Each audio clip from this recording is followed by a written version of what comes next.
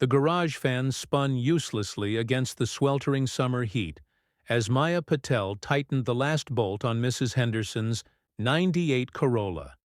At 22, she was the only female mechanic at Joe's Auto Repair, and the guys never let her forget it. "Hey, Princess," Rick called from the next bay, wiping his hands on an already filthy rag.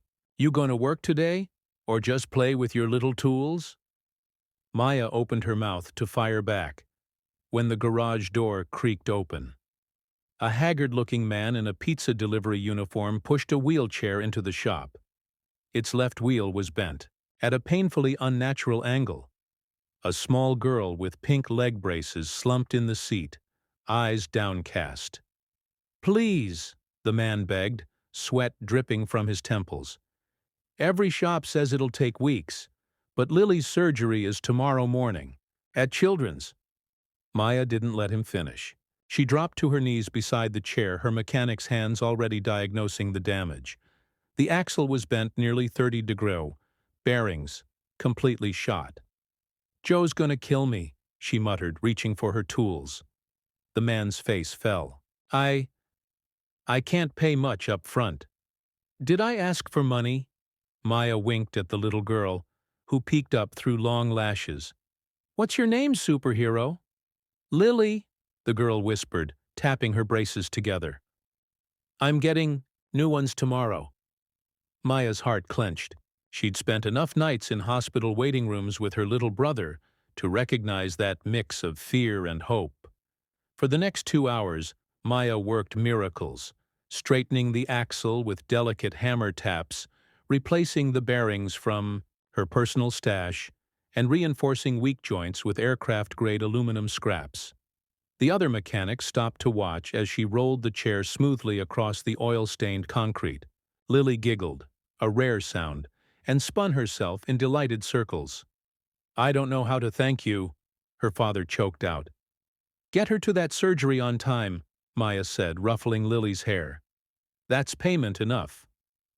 As their rusted Honda disappeared down the street, Maya didn't notice the sleek black town car parked across the road, or the intense, well-dressed man watching through tinted windows, fingers tapping thoughtfully against a leather portfolio marked Wright Innovations.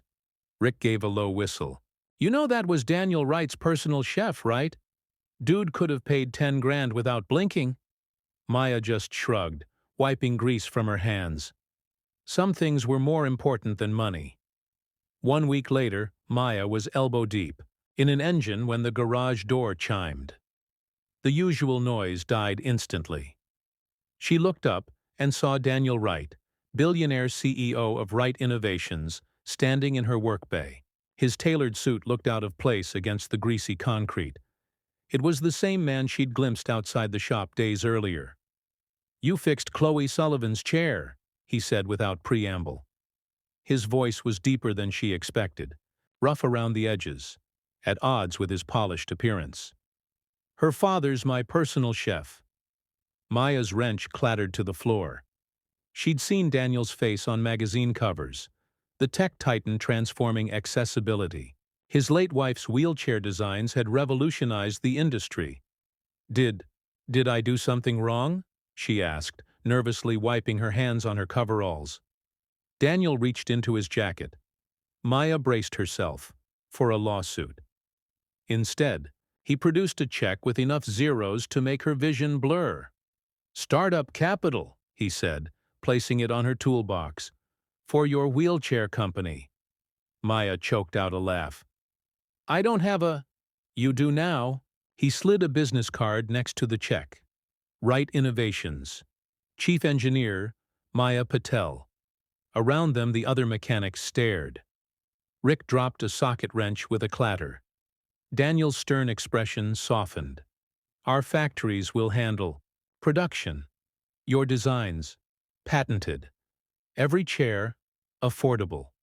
He ran a finger over Lily's repaired wheel. "My wife would have loved your work," he added softly. "That aluminum reinforcement? Brilliant." 1 year later, Maya stood on stage at the International Accessibility Expo, her modular wheelchair design projected on massive screens. The crowd erupted as Lily, now walking with new braces, came skipping across the stage to hug her.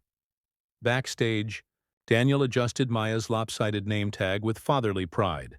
"Proud of you, kid." Maya grinned, watching Lily demo the chair's features to reporters. "Just wait for version 2.0.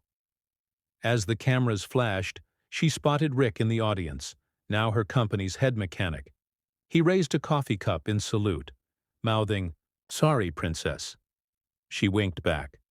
Some apologies were sweeter than revenge.